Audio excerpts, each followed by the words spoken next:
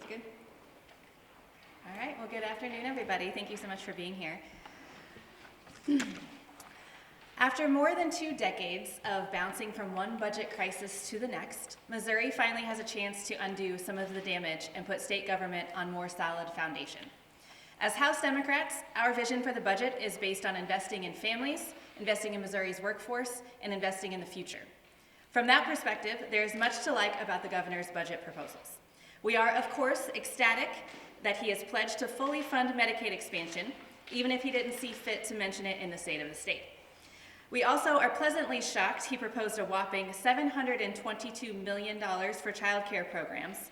For people to be able to work, safe and affordable child care is absolutely essential.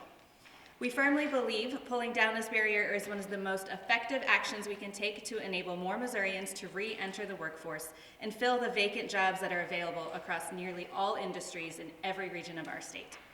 And we strongly support the governor's commitments to addressing long-neglected capital improvement projects, upgrading aging public water systems, and finally building the infrastructure needed for rural broadband services.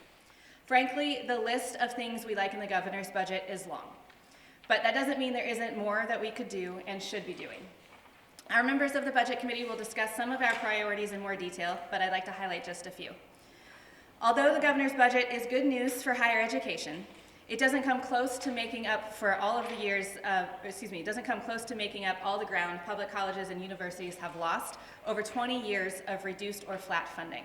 That is a start, but we must do better. And we also take issue with the governor's assertion of fully funding K-12 schools. As long as state funding for student transportation costs remains nearly $182 million underfunded, the claim of fully funding is just a fantasy. While we're on the subject of public schools, the events of last Friday require lawmakers to seriously consider adding a budget line to fully reimburse local school districts for costs incurred defending against the Attorney General's frivolous lawsuits. Every dollar matters in public education, and local schools cannot afford to burn resources fighting vanity litigation primarily aimed at propping up one man's failing U.S. Senate campaign. I'll now hand it off to Representative Peter Meredith, our ranking member on the Budget Committee. Thank you. Hey all, thanks for being here. So Leader Quaid covered the big picture here. A couple of things I just want to dig into. First of all, I want to be really clear. I'm extremely frustrated today that we still have not taken up the emergency supplemental in Budget Committee for a vote to move it forward. We had a hearing on that 2 weeks ago, and we're still sitting here. We had a lot of talk last week about what's an emergency and what's not. We all can agree it is an emergency that we get these dollars out the door. We are hearing from school districts across the state that they are in a crisis mode, that most of them have spent down the funds they had from the previous allotment from the federal government, and they're waiting for these dollars. They need them right now. We also have heard from all of our departments that we are in a crisis in every single department in our state of being able to hire and keep workers because we don't pay them enough. Now, this is not a new problem. It is a problem that we have created, that Republican legislators have created for the last decade, underpaying our state workers. I'm thankful that the governor recognizes this as an emergency and we have to do something about it.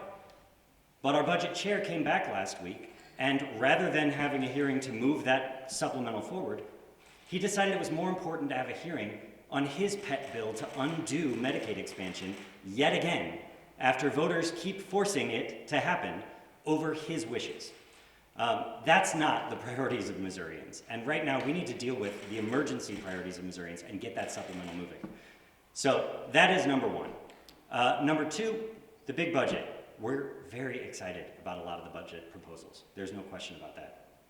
As Leader Quaid said, honestly, it gives us a lot of reason for hope, but there's also a lot to build on in this. And frankly, again, so much of what we're looking at is dollars we are finally putting into places that invest in the people of Missouri, but that we've been neglecting for the last 15 years of Republican leadership. She mentioned higher education. For the last 10 years, we've reduced the higher ed budget by 14%. That's something that was presented to us by Higher Ed last year. 14% over 10 years, reduction in actual dollars. That's the worst in the country. While most other states have actually increased spending, we've cut it. So while I'm thrilled to see an increase of 5% to the core that we need to see the details of, That doesn't even bring us back to the funding levels we were at 10 years ago. That's not how we spend this opportunity we have right now. Because we do have an opportunity right now. We have an opportunity to make up for that neglect for the last 10 years and put real dollars into the state of Missouri, into the people of Missouri, into higher ed, into our K-12, into things like early childhood education and after-school programming that will actually grow us for the future. Right now, we see some of that money going in, but thanks to the federal government, we have an unprecedented amount of money in addition to our unprecedented GR right now that we can spend, and we need a smart plan to do that. Now, Democrats are going to be fighting for a number of specific priorities in that budget, both with the one-time dollars and with our extra billion or two in GR that we're looking at each year. And so you'll hear more about those as we go, but those are also going to take digging into some of the details as we go through budget hearings. But I expect you'll be hearing about us talking about public transportation, something that Missouri severely underinvests in. We will be talking at great length about worker pay, state worker pay. We definitely support the baseline of $15, but we're going to have a lot of questions about where we need to invest more than that, where we need some targeted raises above that. We all know that Children's Division, we've heard a lot of pretty awful stories in, and I'm hearing from a lot of folks in that department that $15 isn't going to cut it. It's a start, it's necessary, but to make up for the losses we've had, we actually may need more than that. So we're going to have conversations about which departments might be in that position and make sure that we're not just doing a blanket approach, but actually targeting where the needs are in our state. With that, we'll be happy to take questions, but I know Representative Bosley had some specific interests that she wanted to address as well. So. Good morning, or should I say afternoon, everyone. First and foremost, thank you all for being here. As Madam Leader and Representative Merrill just said, we do have a lot of things that we love about this budget, but there are more that we can do. We have a crisis in our state right now when it comes to health care, especially with minorities. African American women are dying during childbirth, and so are their children. We can do more by increasing the Show Me Healthy Babies program to 1 year by funding that. We have the funds to do that now. Last year, we were able to get it on as an amendment, but it died with a bill that was no longer pushed. So unfortunately, we did not take care of that. Postpartum coverage is extremely important, whether it's through Show Me Healthy Babies or whether it's through any healthcare program, as well as us looking forward for minority-owned businesses. We need to do more in those underserved communities and supporting those minority businesses, allowing them to either have a grant, facade program, or something to help them stay afloat, as we know that these small businesses have died during COVID, and we need to give them and breathe some life back into them, as well as our after-school program. We know that the gun violence rate has decreased tremendously in the city of St. Louis since the Cure Violence program that has been extended, but the problem is now we need to give somewhere for children to go, whether it's a 24-hour rec facility or at their home school. We have schools that have closed throughout the city through and through, and right now we're being able to do something about it by having this surplus of money, even if it's one time, a rec center of something is needed in those communities. Thank you. And Representative Unsicker had more to say. Thank you, Rep. Bosley. There is a lot in this budget that we need to focus on. My personal budget priority is preventing child abuse and neglect and ensuring we take care of our foster kids. In fiscal year 21, there were over 77,000 children involved in child abuse and neglect calls, and 4,688 of those calls were substantiated. A third of those calls involved physical abuse. In 2021, over 20,000 children were in the foster care system. This year, we have budgeted $75 million in foster care maintenance payments. The governor is asking for nearly $92 million in foster care next fiscal year. We also pay millions of dollars for residential care, foster parent recruitment, and foster care case management, among other things. In total, foster care costs Missouri hundreds of millions of dollars that would, in many cases, be better spent on prevention of child abuse, neglect, and poverty. Prevention of child abuse is found in both the Office of Administration and Department of Social Services budgets, and the courts are heavily involved in the foster care system. We need to care for the mental health of all Missouri children. The COVID pandemic has left us a mental health crisis, and we do not have enough providers to care for the mental health of our children. Our Medicaid provider rates for pediatric mental health services are abysmally low, and I have been contacted by foster parents struggling to find behavioral health services for Missouri foster children. Another budget priority is ensuring the state realizes the full match of federal dollars for Medicaid. The House has already heard 2 bills that would put federal Medicaid funding at risk, and I will work to ensure Missouri Health Net continues to receive the full match of federal funds. Thank you. And so with that, those are just a few of the highlights that our caucus members and committee will be focusing on. But we are excited to continue to dig in and learn about the governor's proposals and really figure out the fine details of things around worker pay, around the workforce development issues that we're seeing in our state, and many, many other issues. So as the process continues, we'll continue to answer questions and come forward with additional ideas that our members have. So with that, we're happy to take questions. So you're mentioning several areas. You mentioned areas of deficit, such as in the higher education field, foster care payments. Many of the things that the governor proposed are one-time expenditures or expenditures that don't result in a long-term obligation. Is there ways to solve or address the problems y'all are talking about without creating an obligation that we have to pay 5 or 10 years from now? Absolutely. And I would say for every one of those areas, there are places that we can invest in. But there are places where we are going to have to continue to invest in. This isn't just a one or the other type of situation. When it comes to things like workforce, there are a lot of opportunities in front of us where we can partner with business owners to do grant programming, to do one-time investment funding for things like on-site child care centers, doing things like Representative Bosley highlighted with recreational centers. A lot of those things just need one-time investments to get up and running. Children's Division, we could have a whole press conference specifically about Children's Division and what we need to be doing better there, both on the policy front and the budget front. That would save us money in the long run. So my answer to that is it's a both and. There is a lot that we can do right now that we should and must be doing right now for one-time dollars. But we also do need to be looking at what programs that we are spending money on every single year are working and which ones aren't, and be smarter with our dollars. Can I add to that? Yeah, sorry. So I think it's also important to realize we do have a lot of one-time dollars from the feds. They keep sending down more, that's true. But we also have a significant surplus of GR. We had over $1 million on top of what we budgeted for last year.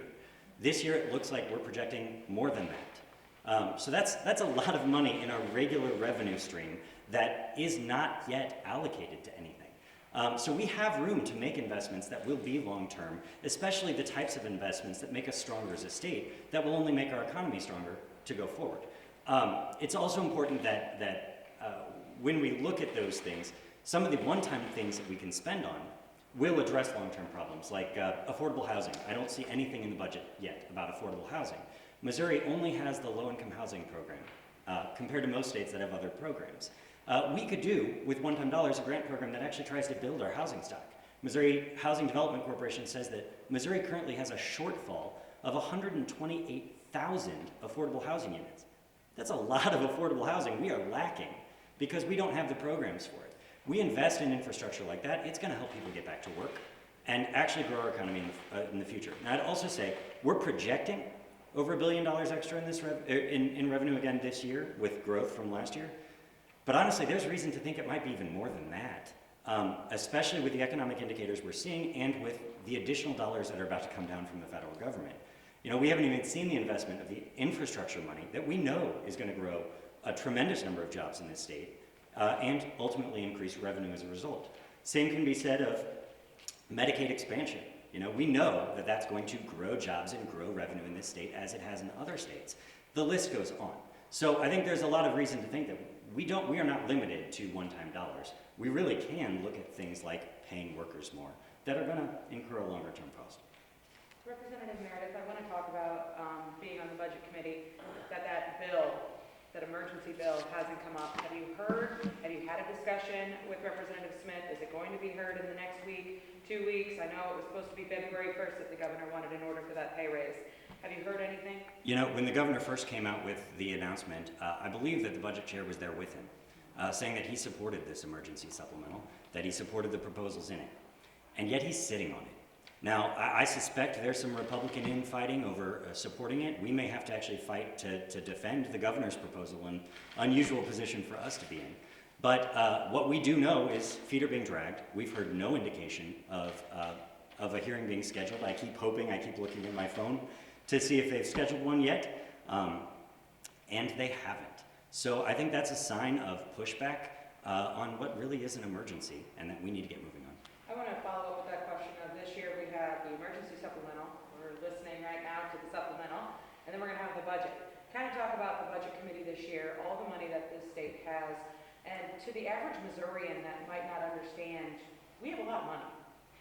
Yeah, well, and when you talk about the budget, so first we've got the emergency supplemental, which is just money we have to pay our bills right now and address emergencies right now.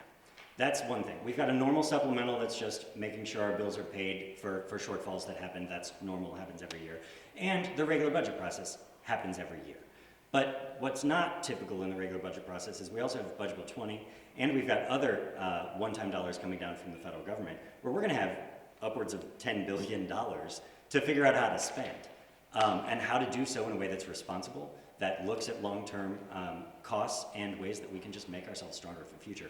That is, I mean, in my time in the legislature, all of us up here, we've never seen a budget situation like this, where we actually can talk about how to invest rather than just how to stop Republicans from cutting more. And so I'm excited about that opportunity, but it sure means a lot more work for us this year. And we need to get moving, not just in the regular budget process, but in dealing with the one-time money and dealing with the emergency dollars.